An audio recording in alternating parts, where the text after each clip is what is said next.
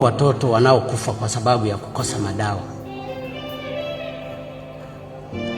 Wako watu wanaolazwa hospitalini wanatoka kule hata akiwa amepona, lakini anapona katika maisha ambayo hayakustahili kuwa hivyo. Wapo wakulima wenzetu kule vijijini ambao wanakosa hata pembejeo kwa ajili ya mazao yao.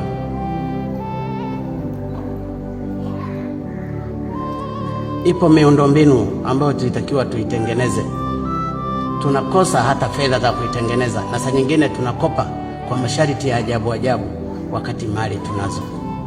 Lakini wapo Watanzania wenzetu waliopewa madaraka na Watanzania maskini kwa ajili ya kusimamia rasilimali zetu. Wao wamekuwa pati ya watu wa kuwaibia Watanzania maskini. Aliyekuwa rais wa Jamhuri ya Muungano wa Tanzania Dr. John Joseph Pombe Magufuli alifanya mambo mengi sana katika utawala wake.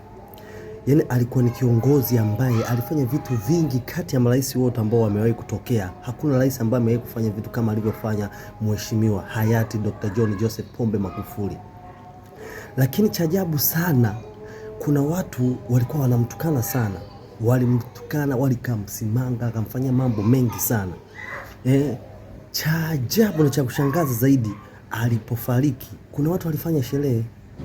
Walifanya sherehe kabisa, wakashangilia kwamba mwamba ameenda.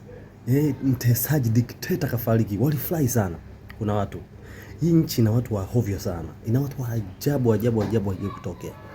Hajawahi kutokea. Leo hii ni yale hata kusemaje, ashuke leo Yesu atawale hili taifa, watamtukana vile. Ninaamini hilo.